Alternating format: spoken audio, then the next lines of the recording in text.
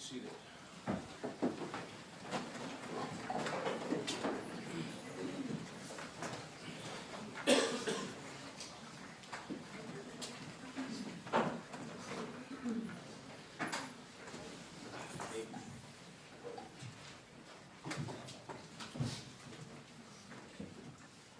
Good morning, ladies and gentlemen. What I'm going to be doing is I'm going to be reading you the final instructions. Pay attention to the instructions, but you will be getting a copy of them. After that, the attorney will make their closing arguments. You've heard all the evidence. It is now my duty to tell you the law that you must follow in this case. The law governing this case is contained in these instructions that I am about to give you. It is your duty to follow the laws contained in these instructions. You must consider these instructions as a whole. You must not pick out one instruction or parts of an instruction and disregard others. A copy of these instructions will be given to you when you begin your deliberations. The law presumes the defendant to be innocent unless and until you are satisfied beyond a reasonable doubt of his guilt. The burden is always on the state to prove guilt beyond a reasonable doubt. It is not required that the state prove guilt beyond all possible doubt. The test is one of reasonable doubt. A reasonable doubt is a doubt based upon reason and common sense, the kind of doubt that would make a reasonable person hesitate to act in the graver and more important affairs of life. You are the sole judges of the facts in this case. It is your duty to determine the facts from the evidence produced here in court.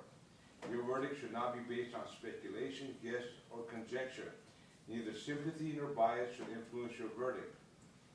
Actually, neither sympathy nor prejudice should influence your verdict.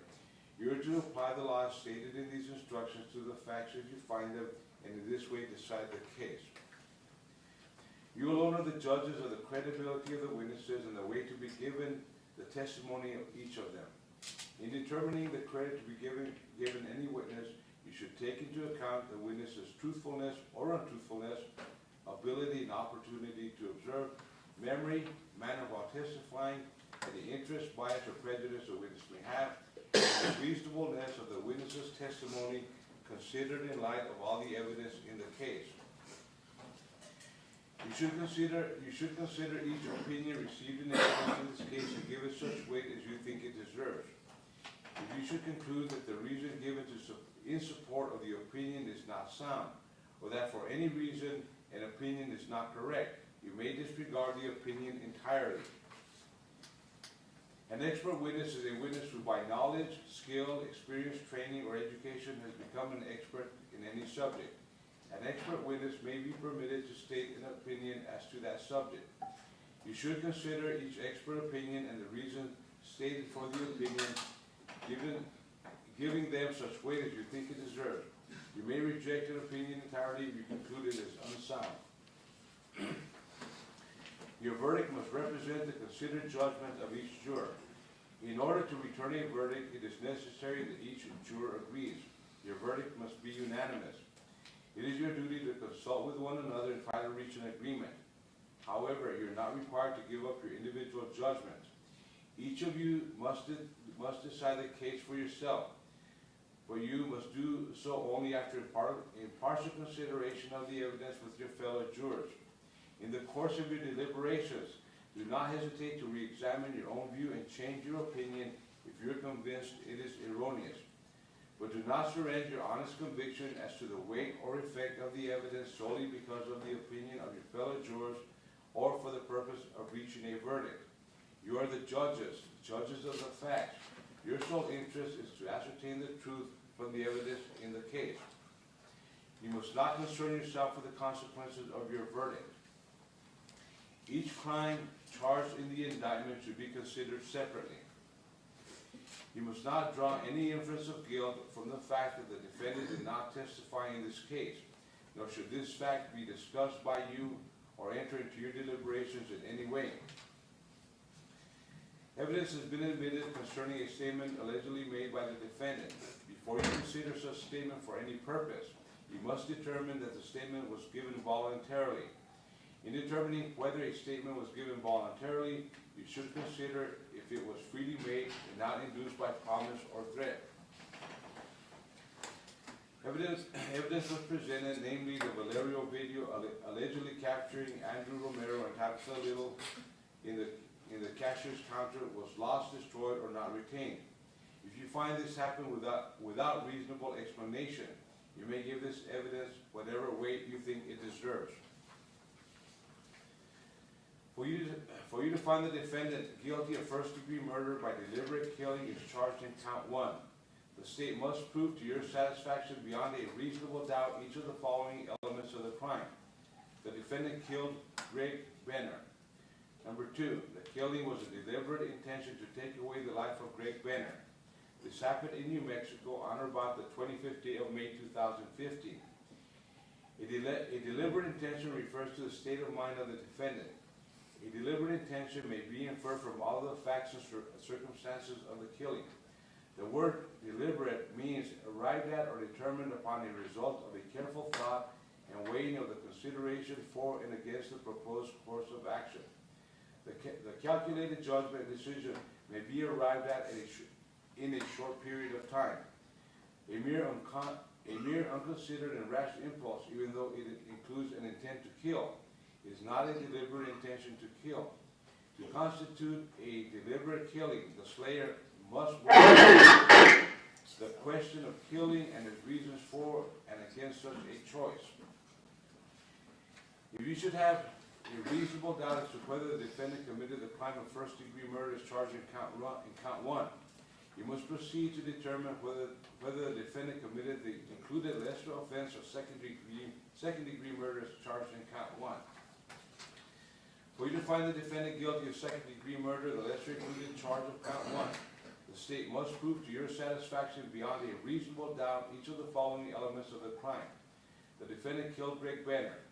The defendant knew that his acts created a strong probability of death of great bodily harm to Greg Benner. This happened in New Mexico on about the 25th day of May 2015. Great bodily harm means an injury to a person which creates a high probability of death. Evidence has been presented that the defendant was intoxicated from the use of drugs. You must determine whether or not the defendant was intoxicated from the use of drugs, and if so, what effect this had on the defendant's ability to form the deliberate intention to take away the life of Greg Benner. The burden is on the state to prove beyond a reasonable doubt that the defendant was capable of forming a deliberate intention to take the life of another. If you have a reasonable doubt as to whether the defendant was capable of forming such an intention, you must find the defendant not guilty of first-degree murder by deliberate killing. For you to find the defendant guilty of tampering with evidence as charged in count 2, the state must prove to your satisfaction beyond a reasonable doubt each of the following elements of the crime. 1. The defendant hid or abandoned the 1999 Dodge Durango. 2. By doing so, the defendant intended to prevent the apprehension, prosecution, or conviction of himself for the crime of murder. 3. This happened in New Mexico on or about the 25th day of May 2015. You must complete the special verdict form to indicate your findings and report your determination. And there will be a special verdict form at the end of the instructions for this. For you to find the defendant guilty of tampering with evidence as charged in count 3, the state must prove to your satisfaction beyond a reasonable doubt each of the following elements of the crime. The defendant hid or discarded a Beretta handgun. By doing so, the defendant intended to prevent the apprehension, prosecution, or conviction of himself for the crime of murder. This happened in New Mexico on or about the 25th day of May 2015. You must complete a special verdict form to indicate your findings and report your determination. For you to find the defendant guilty of shooting at or from a motor vehicle resulting in great bodily harm as charged in count 4, the state must prove to your satisfaction beyond a reasonable doubt each of the following elements of the crime. 1. The defendant willfully shot a firearm at or from a motor vehicle with reckless disregard for another person. The shooting caused great bodily harm to Greg Benner. This happened in New Mexico on or about the 25th day of May 2015.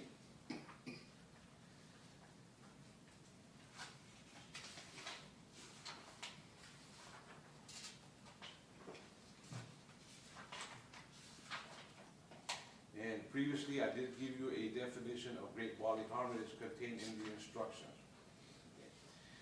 A firearm means any weapon which will or is designed to and may readily be converted to expel a projectile by the action of an explosion, the frame or receiver of a firearm, any firearm muffler or firearm silencer. Firearm includes any handgun, rifle, or shotgun. For you to find the defendant, and that is instruction number 21, and I have something to tell about instruction 23 in a second. Instruction number 22. For you to find the defendant acted with reckless disregard in this case, you must find that he knew that his conduct created a substantial and foreseeable risk, that he disregarded that risk, and that he was wholly indifferent to the consequences of his conduct and to the welfare and safety of others. 23 is just a duplicate of 21. It's just the definition of a firearm, and I will not read it, but it will be included in the instructions. For you to find the defendant guilty of conspiracy to commit armed robbery as charged in count 5, the state must prove to your satisfaction beyond a reasonable doubt each of the following elements of the crime. The defendant and Tabitha Littles, by words or acts, agreed to commit armed robbery. The defendant and Tabitha Littles intended to commit armed robbery. This happened in New Mexico on or about the 25th day of May 2015. The elements or definition of armed robbery for this case are as follows. 1. The defendant took and carried away money from Twisters in Rio Rancho, New Mexico, or from Twisters' immediate control, intending to deprive Twisters of the money. The defendant was armed with a Beretta handgun. The defendant took the money by threatened force or violence. This happened in New Mexico on about the 25th day of May 2015. For you to find the defendant guilty of aggravated fleeing a law enforcement officer as charged in count 6, the state must prove to your satisfaction beyond a reasonable doubt each of the following elements of the crime. Number 1, the defendant operated a motor vehicle. Number 2, the defendant drove willfully and carelessly in a manner that endangered the life of another person. Number 3, the defendant had been given a visual or audible signal to stop by Officer Greg Benner in an appropriately marked law enforcement vehicle. The defendant knew that Officer Greg Benner had given him an audible or visual sign to stop. This happened in New Mexico on about the 25th day of May 2015. For you to find the defendant guilty of concealing identity as charged in count 7, the state must prove to your satisfaction beyond a reasonable doubt each of the following elements of the crime. The defendant did conceal his true name or identity. The defendant did so with intent to obstruct the due execution of law. This happened in New Mexico on about the 25th day of May 2015.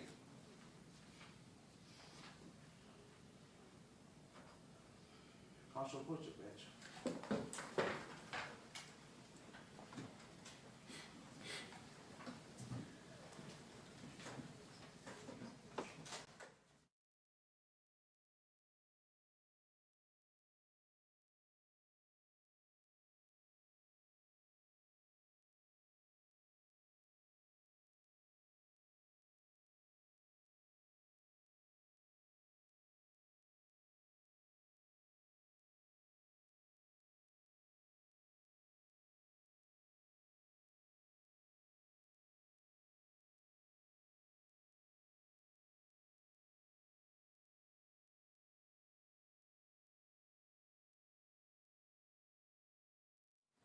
Included of count 1, and counts 2 through 7, tampering with evidence, 2 counts, shooting at or from a motor vehicle, conspiracy to commit armed robbery, aggravated fleeing, and concealing identity. The state must prove to your satisfaction beyond a reasonable doubt that the defendant acted intentionally when he committed the crimes.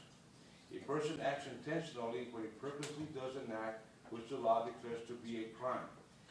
Whether the defendant acted intentionally may be inferred from all the surrounding circumstances, such as the manner in which he acts, the means used, his conduct, and any statements made by him. In this case, there are 3 possible verdicts as to count 1. 1, guilty of first-degree murder. 2, guilty of second-degree murder. 3, not guilty. Only one of the possible verdicts may be signed by you as to this charge. If you've agreed upon one verdict as to this charge, that form of verdict is the only form to be signed as to that charge. The other forms as to this charge are to be left unsigned. You have been instructed on the crime of first-degree murder and second-degree murder. You must consider each of these crimes. You should be sure that you fully understand the elements of each crime before you deliberate further. You will then discuss and decide whether the defendant is guilty of murder in the first degree. If you unanimously agree that the defendant is guilty of murder in the first degree, you'll return a verdict of guilty of murder in the first degree. If you do not agree, you should then discuss the reasons for your disagreement. If after reasonable deliberation you do not agree that the defendant is guilty of murder in the first degree, you should move to a discussion of murder in the second degree. If you unanimously agree that the defendant is guilty of murder in the second degree, you'll return a verdict of guilty of murder in the second degree. If you do not agree, you should discuss the reasons for why there is a disagreement. You may not find the defendant guilty of more than one of the foregoing crimes. If you have reasonable doubt as to whether the defendant committed any one of these crimes, you must determine that he is not guilty of that crime. If you find him not guilty of all the crimes in this charge, you must return a verdict of not guilty. In this case, there are two possible verdicts as to counts 2 through 7, guilty and not guilty. Only one of the possible verdicts may be signed by you as to each charge. If you have agreed upon one verdict as to a particular charge, that form of verdict is the only form to be signed as to that charge. The other form as to that charge is to be left unsigned. Now the lawyers will argue the case. What is said in argument is not evidence. It is the opportunity for the lawyers to discuss the evidence and the laws that I have instructed you upon. The state has a right to argue first. The defense may then argue. The state may then reply. State. Thank you, Your Honor.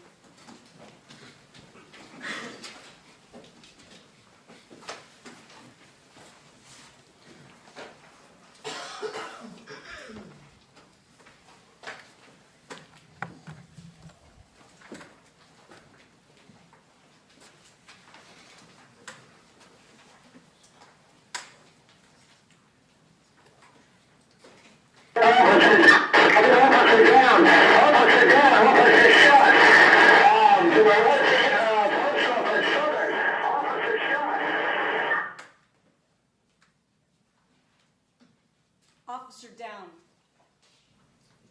The two most dreaded words for a law enforcement officer and the family of law enforcement officers. It's their worst nightmare. Unfortunately, for the colleagues and the family of Officer Greg Benner, that became not a nightmare, but a reality that they will never wake up from. This is the case of the state of New Mexico versus Andrew Romero. This man sitting here, not Tabitha Littles, not Michelle Candelaya, not some unknown person.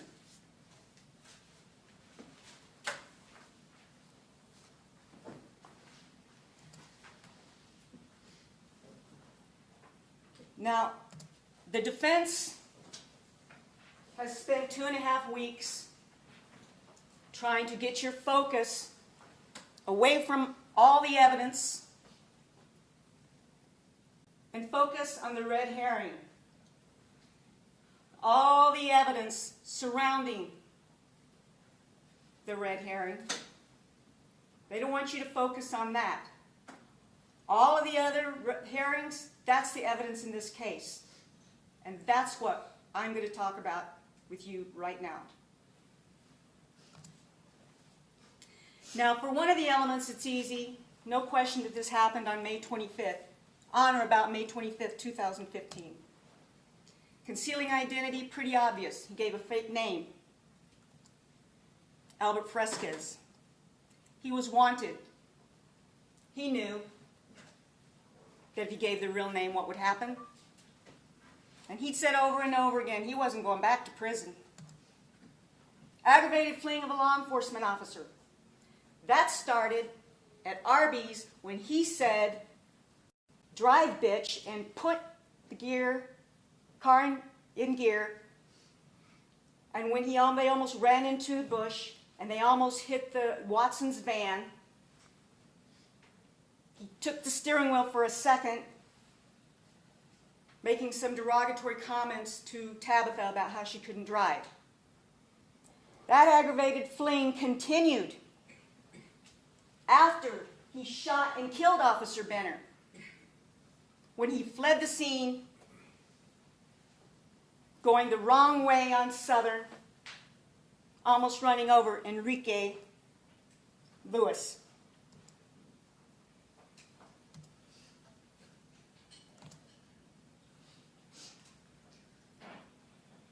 Several witnesses testified to the fact that he was in pursuit across that parking lot when the defendant and Tabitha Littles were driving away. Barbara Myers said she heard the whoop whoop, looked in the mirror, saw the lights. No question about that. He knew that. He fled the scene. Conspiracy to commit armed robbery. That's the reason they were there that night. That's the reason their choices led them to Greg Benner, who was doing his job as a law enforcement officer to protect the community. That choice was to go there and commit armed robbery.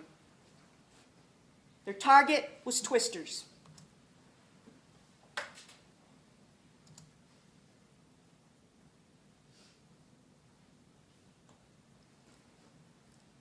They committed an armed robbery at the Taco Bell a little after 1 o'clock in the afternoon, same Durango. He committed another armed robbery after he was interrupted by Officer Benner, killed Officer Benner, ditched the Durango, and went on to get another ride to commit another armed robbery at the Shell gas station in Albuquerque. Shooting at it from a motor vehicle. Now, all of the witnesses didn't see anyone get out. All of the witnesses didn't see the door open. But some of the witnesses did see the door open, the driver's side door open. And witnesses said, particularly Jonah Watson said, the lady that got out was already out before the shots were fired.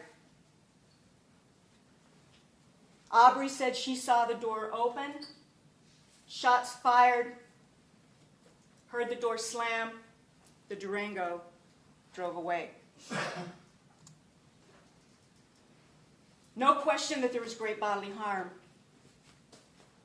Not only did he fire the fatal shot, which tore through Officer Benner's heart, lungs, and liver,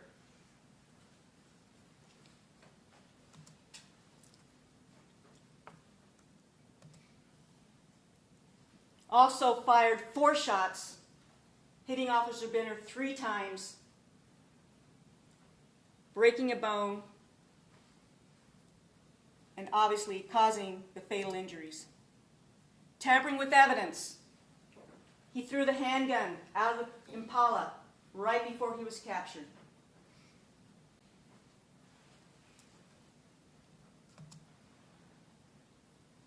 How do we know? Because you saw it. Officer Pearson from the helicopter showed you,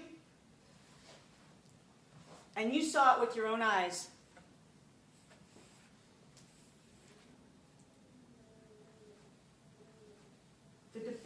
was sitting in the passenger side, front passenger side. The window of the front passenger side was down. He threw that Beretta, that murder weapon, out of the window, tampering with evidence.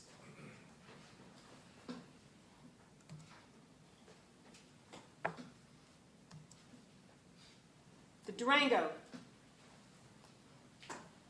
He abandoned that Durango in a location that was 1.3 miles from his home, or what he lists as his address. It's on that bench warrant that y'all saw.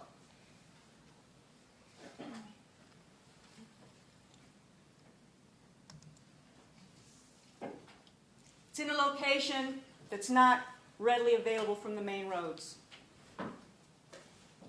Now, he would have known that there were multiple agencies or law enforcement looking for him. He knew he had just shot and killed an officer.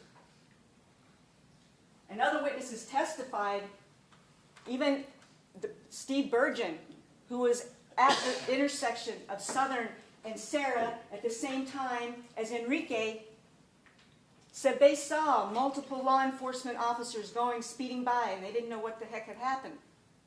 He knew that too because he saw it too. That's why he abandoned that vehicle. It's also why he threw all of Tabitha's things out of the vehicle, because he knew she had given her true identity. And he didn't want anything connected with him in that vehicle. And he didn't want to be connected to the vehicle.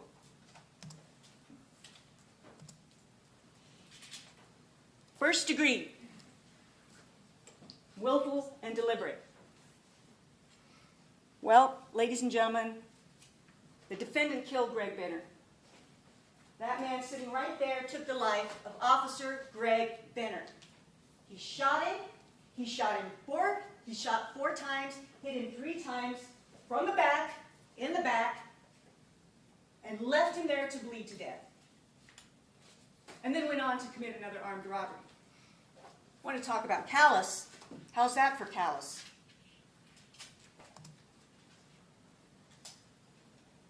We know that he's the one that shot.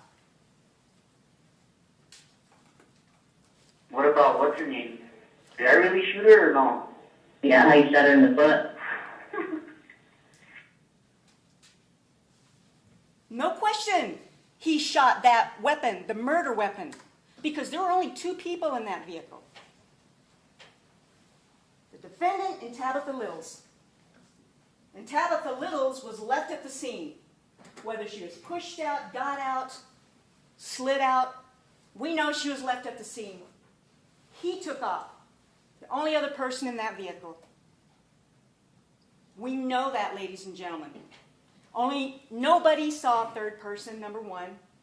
Number 2, Officer Benner only called in 2 names. Officer Benner would have been able to see from the back, see in if there was more than one, or if there were people in the back seat. And if he didn't see from the back, he sure would have been able to see when he went to the side. And he's looking in. He would have been able to see people in the back. He knows there's a skip plate. He knows the passenger has given him false ID. He's going to run every adult in that vehicle.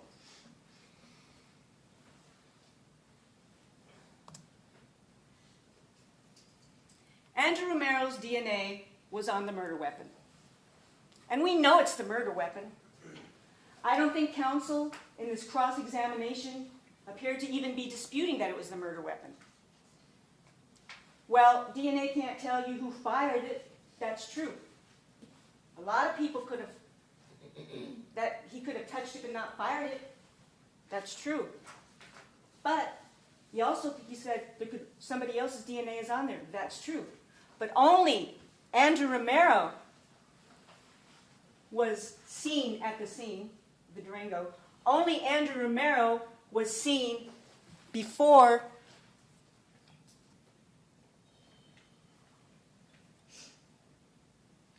committing an armed robbery with that same Beretta at a Taco Bell, fleeing into the same Durango. Only Andrew Romero was seen committing another armed robbery at a giant gas station at a little after 2 in the morning.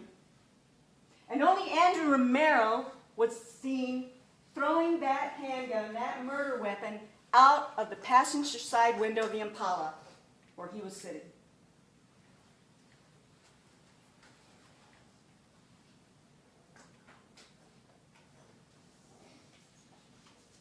The magazine had the same ammunition that was found in the Impala.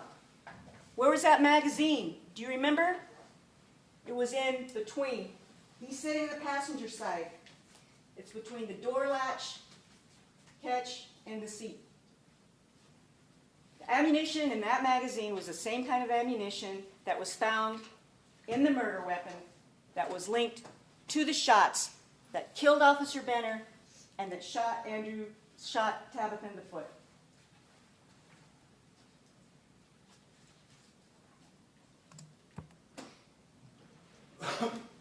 Andrew Romero's clothing.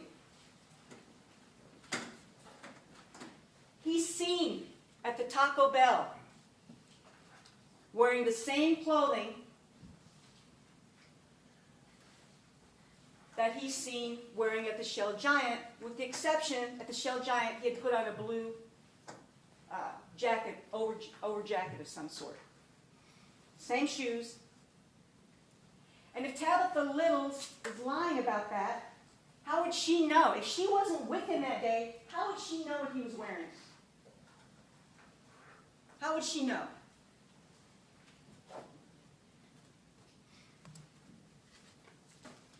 Deliberate intent. Deliberate intention. I'm going to read this. Deliberate intention refers to the state of mind of the defendant. A deliberate intention may be inferred from all of the facts and circumstances of the killing. The word deliberate the word deliberate means arrived at or determined upon as a result of careful thought and the weighing of the consideration for and against the proposed course of action. A calculated judgment and decision may be arrived at in a short period of time. A mere considered rash impulse, even though it includes an intent to kill, is not a deliberate intention to kill. To constitute a deliberate killing, the slayer must weigh and consider the question of killing and his reasons against that. The reason I read that, not that you can't read it yourself, deliberate intent can be formed in less than the time it took me to read that instruction. It doesn't require an elaborate plan, a blueprint, where you sit and plot what you're going to do. That's not it. Deliberate intent.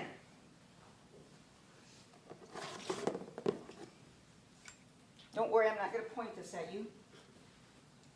I learned a long time ago not to do that. But remember what Steve Gaddis said? Semi-automatic. You have to pull the trigger every time. Conscious thought. Boom, boom, boom, boom. Every time he pulled that trigger, conscious thought. A pause before the final shot. Several witnesses said they heard the shot.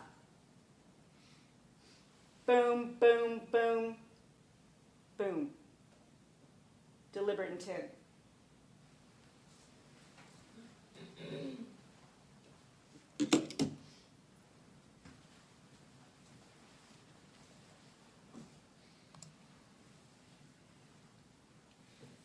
Officer Benner was shot in the back, ladies and gentlemen. He was not armed with anything. Not his weapon, not his taser, not his baton. And by all the testimony and the evidence, you know that he was close enough for this man to see that. He knew he was unarmed. He knew he was unarmed, and that's why he shot him as he turned to try to get away. And he fled the scene. And he was so concerned that he committed another armed robbery. And speaking of that, Remember that jail call? Not only does he admit that he was the shooter at that scene, the callousness. Well, it's been 2 weeks already. Get over it, as if to say, get over it.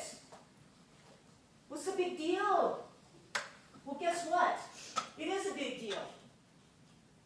And the police officers who served with him, the family that loved him, will never get over it.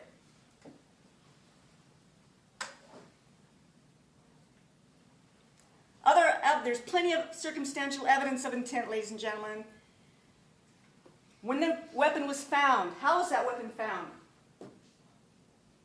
Round chambered, firing position, ready to fire. Deliberate intent from the scene. He gave a false ID. He knew what he was doing. He got the gun from underneath the seat where it was kept while they were still at the Arby's. There's certainly no danger from anyone at that point. He had it ready. And when they stopped at the bottom of the hill and he pushed Tabitha out of the vehicle, he had that gun ready. And Officer Benner had no idea. He got out, went to check on Tabitha, because that's the kind of officer he was. He could have hooked her up for her probation violation. He was very polite to her as well as him. What did he have out? He had his handcuffs out. And he was close enough to see that. He wanted to get away. He knew he was about to be arrested. He didn't want to be arrested. He didn't want to go back to prison. That's why he shot him. That is deliberate intent, ladies and gentlemen.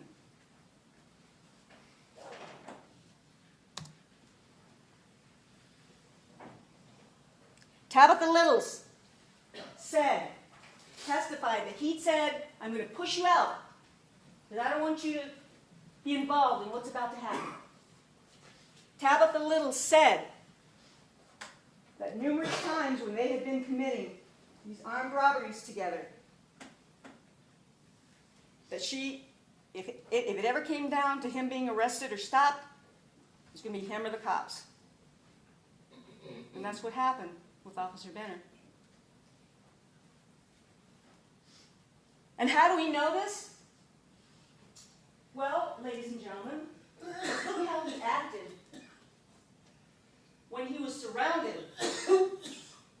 by officers with their weapons drawn. He didn't act impulsively or intoxicated or like he didn't know what he was doing then, because he knew. Unlike Greg Benner, I can't catch these guys unaware. I'm surrounded. And he made the choice at that point to give up, because he had no choice. It was Andrew Romero who took that registration out of the glove box. It was Andrew Romero who told her to drive. Andrew Romero had been driving all day until they got at the Valero station. He saw the police officers there. He got a little bit nervous, told her to drive. So she handed him the Cheetos, and she drove. Someone who's too intoxicated to know what they're doing can't make those decisions. He gave a false ID.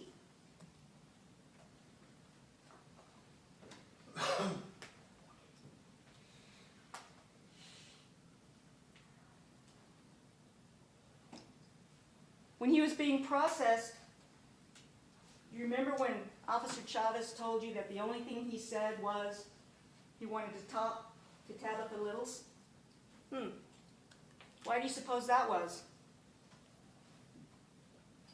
Maybe to see what she had said. How much trouble was he in? Did she cover for him or not?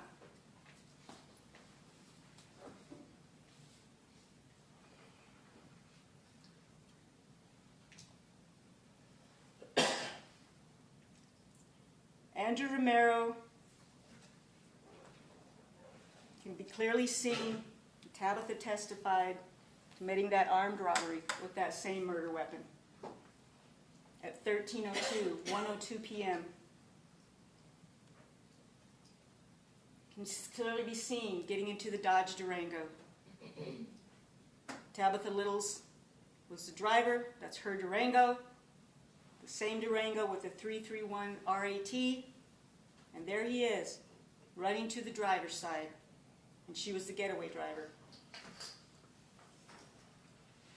Now, he dumped Tabitha Littles at the scene, but that didn't keep him from his intent to continue on a course of criminal activity that day, namely to commit another armed robbery. He just got another ride. He got another ride, and then he committed another armed robbery with the same murder weapon.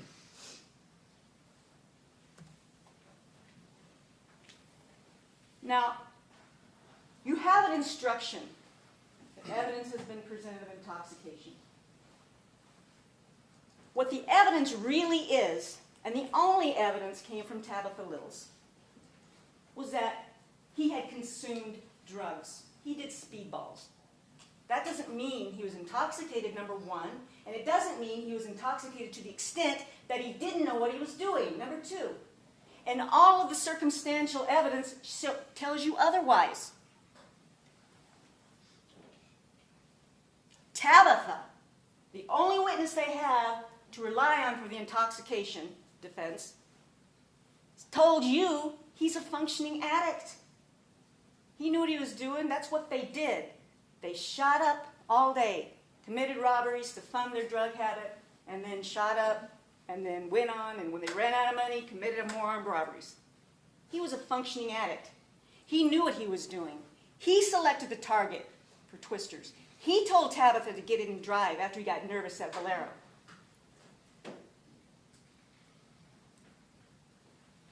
He gave the false information. He was conscious enough to tell Officer Benner, I already gave you my fucking information.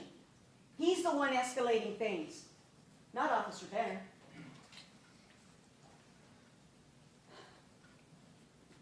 He put it in gear, the car in gear, and said, drive, bitch. He himself, consciously, put that lever in drive. He himself took hold of the driver's wheel when she almost ran into a van in a bush. He fled the scene.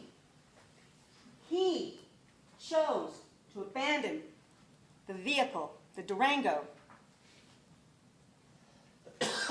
He put his drugs and paraphernalia away as the officer was checking their information.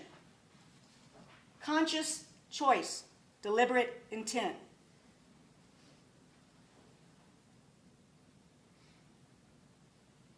You know, in their opening statement, it was interesting that Ms. Leo said that Tabitha Littles will testify that she was so high on meth, that's why she gave a false story. Well, first of all, she didn't testify to that. She said, no, that was a lie. I knew what I was doing. But if that's their argument, and if you remember on cross-examination, Mr. Clark tried to discredit her by doing the same thing. Well, you weren't so intoxicated that you couldn't make up a false story, were you? No. Well, you know what? Same applies to him. Same applies to him. You can't use the logic for one and not use the logic when it doesn't benefit him. Neither one of them were too intoxicated to know what they were doing. They were functioning addicts.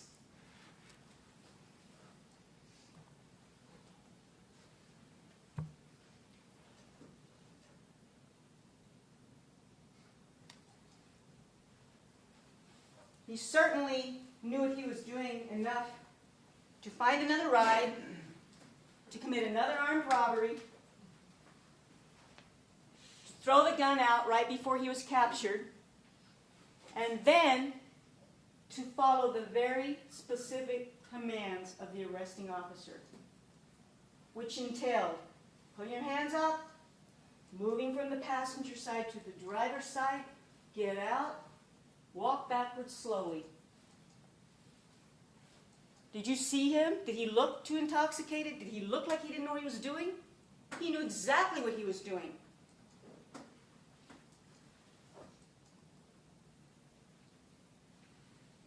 Tabitha Little's testimony.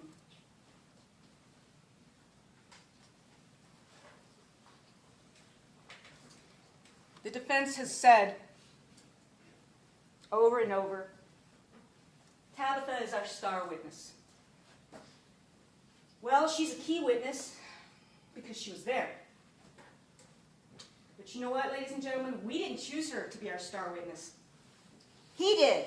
He chose her to be our star witness when he chose her as his partner in crime and when he dumped her and left her at the scene.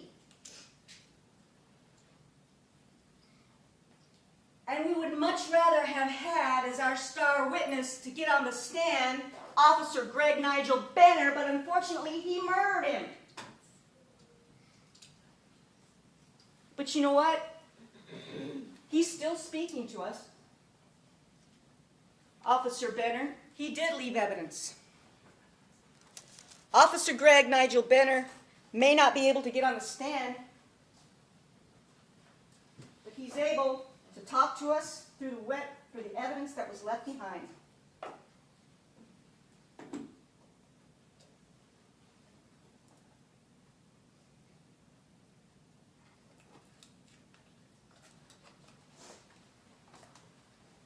Your Honor, may we approach Greg?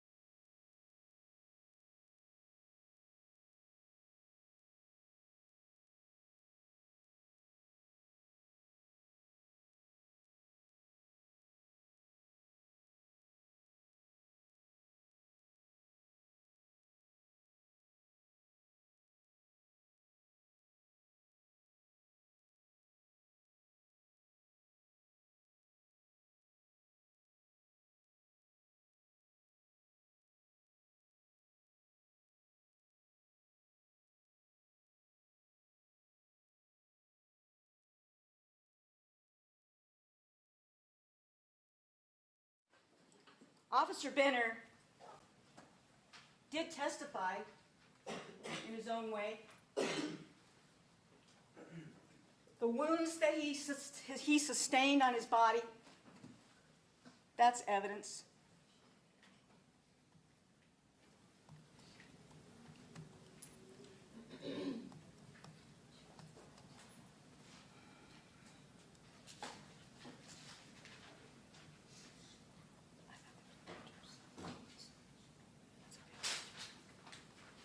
The wounds that he sustained on his bodies, that's evidence. The notebook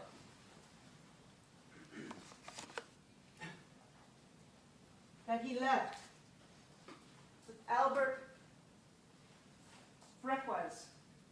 We'll never know if that's a misspelling or if that's what Andrew Romero told him. With the date of birth, testimony from Nigel Benner, Officer Benner.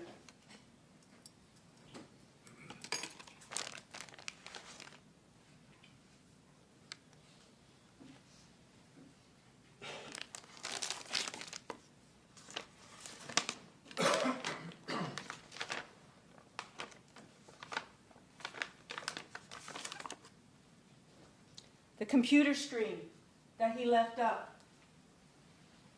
The dispatch, his last dispatch, where you can hear him calling in the vehicle that he had pulled over, the 2 names that he ran.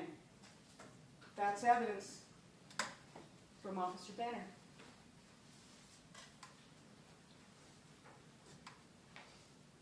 Projectiles that were removed from Officer Benner's body.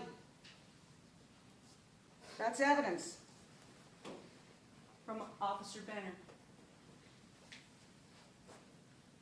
His bloodied shirt with the bullet holes. This is evidence from Officer Nigel Benner.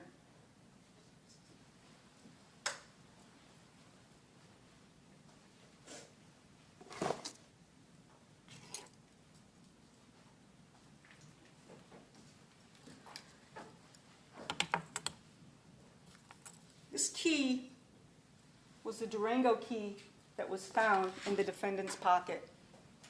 That's how he's directly connected to the Durango. He was positively identified by 2 witnesses, Tamara Andrews as having been at the Valero 10 minutes before, and by J.D. Stalter, who looked right at him and said, "That's who I saw." And by Tabitha Littles, and by his DNA, and by the Durango key that was in his pocket. Remember how the defense made such a big deal about where it was collected, how it was collected, what happened to the key, where's the key?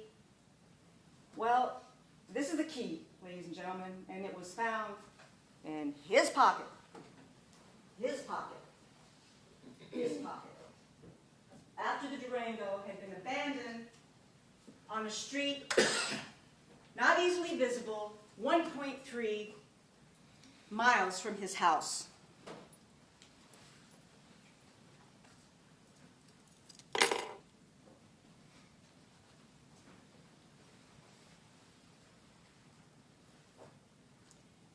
Tabitha Littles never tried to hide who she is. You know, it was interesting that the defense called 4 witnesses, I believe, to tell you what she had already admitted to on the stand. I lied to the EMTs. And she told the law enforcement that the second time the law enforcement talked to her. Yeah, that was a lie. She told you who she is. She's a drug addict, a meth addict, maybe a coke addict, who is committing armed robberies, selling dope with him to fund her drug habit. And Mr. Clark may tell you she got the deal of a lifetime. Well, she's still going to prison. And she admitted to her part.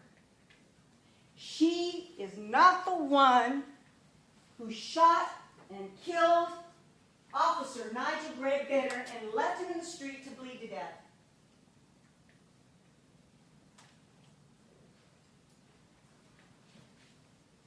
She lied about him to protect him.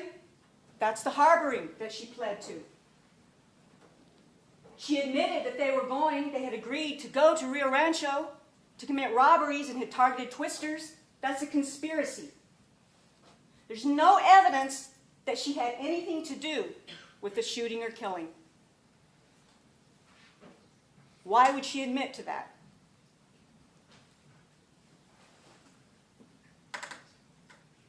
And as was pointed out, there are safeguards when you do pleas like this.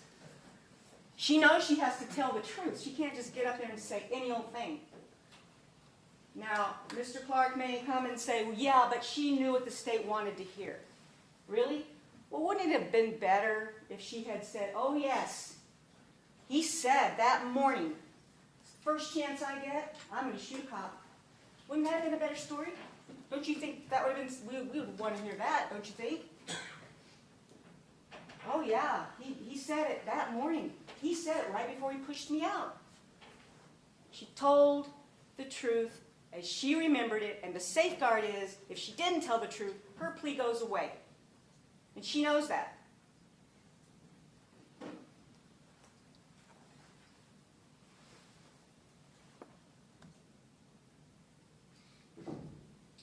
Not only that, ladies and gentlemen, there are many, many things that she said from the beginning that are corroborated by other witnesses, by the physical evidence, and taking everything into a whole, knowing what makes sense. For example,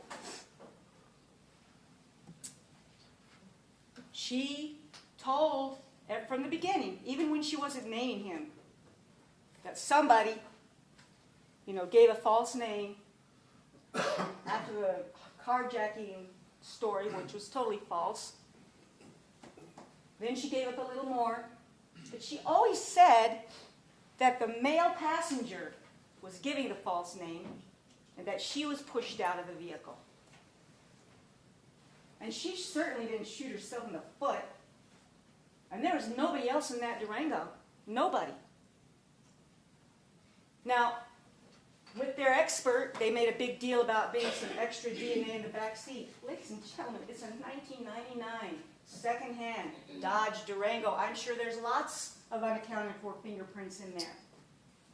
But the fingerprints that they were talking about in the back driver's side passenger handle, she testified that that morning and the day before, they had given his auntie's boyfriend a ride, and that's where he was sitting.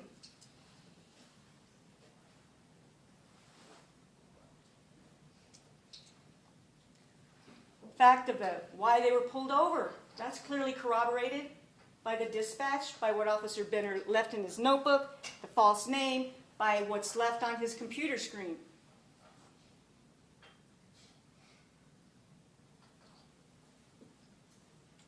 Officer Benner goes around to the side of the vehicle before the defendant puts it in gear and says, "Drive, bitch." That's corroborated by several witnesses at the scene who saw him walk around, say, "Get out," or words to that effect, and then the Durango takes off.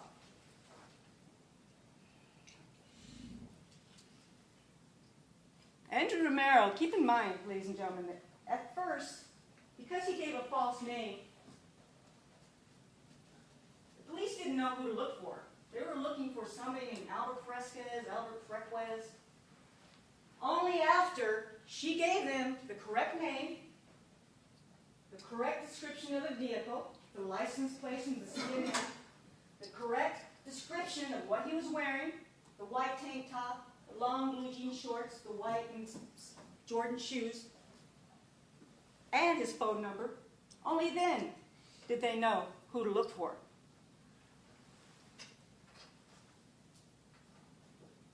Andrew Romero, she said, threw all of her stuff out. And then she asked one of the bystanders, "Can I have my phone and my purse?"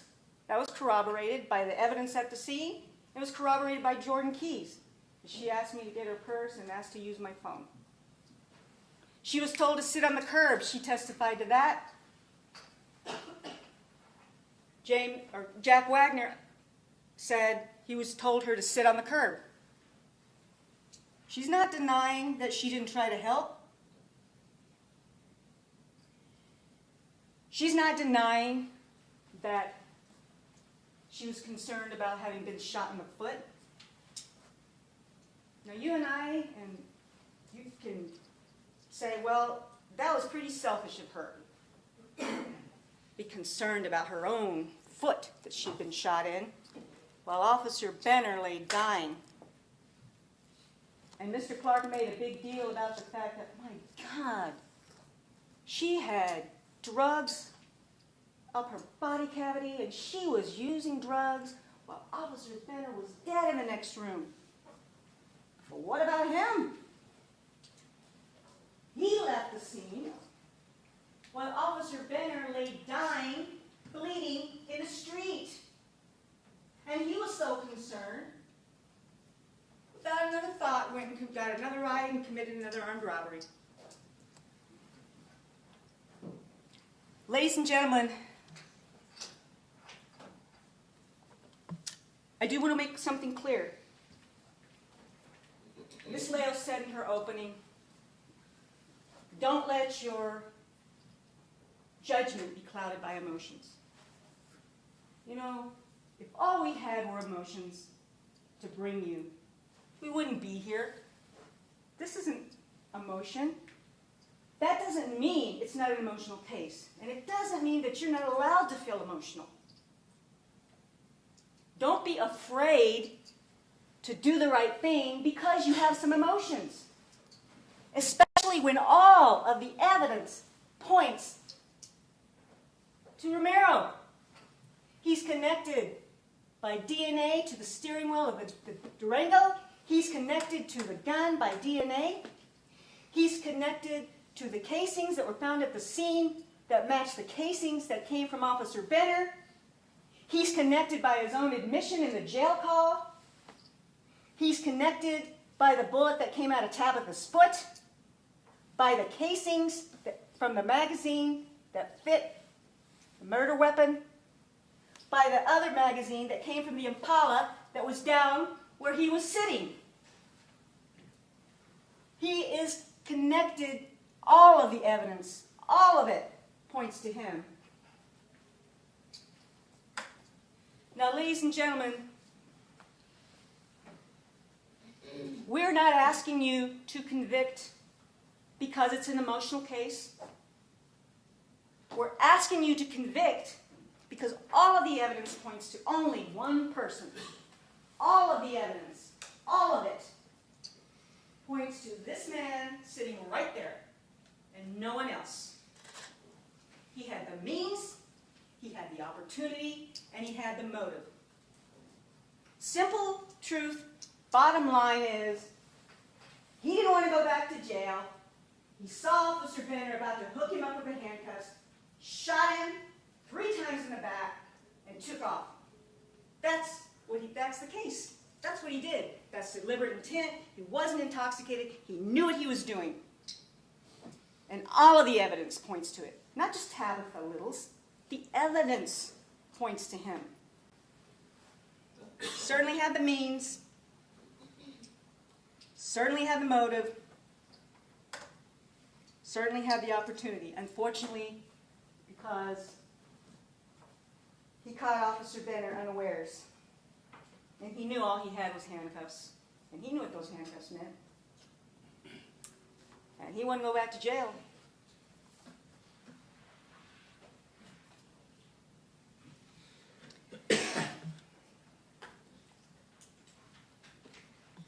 Ladies and gentlemen of the jury,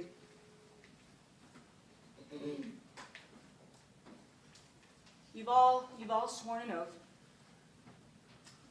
And your duty as jurors, and your responsibility as jurors, is not only to acquit the innocent.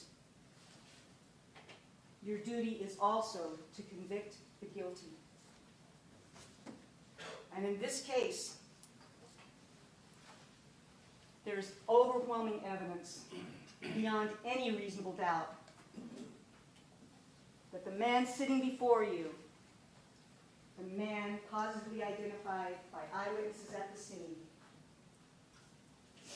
deliberately shot and killed Officer Benner. He fled the scene.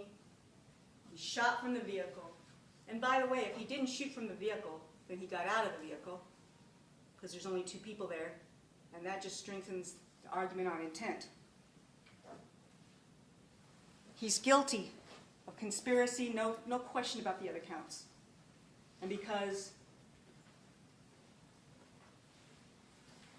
the evidence supports it and justice demands it, we're asking you to find Andrew Romero guilty.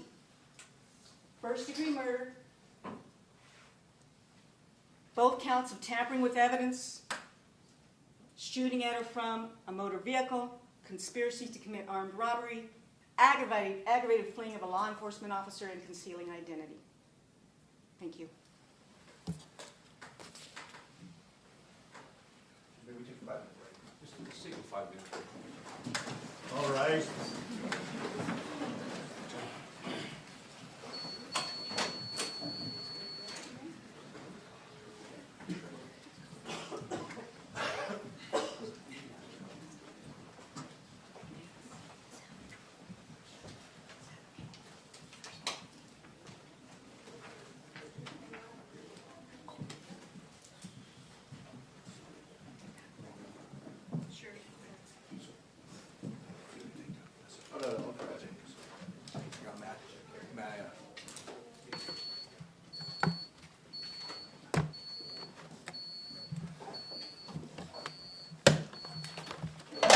Ron, Don't.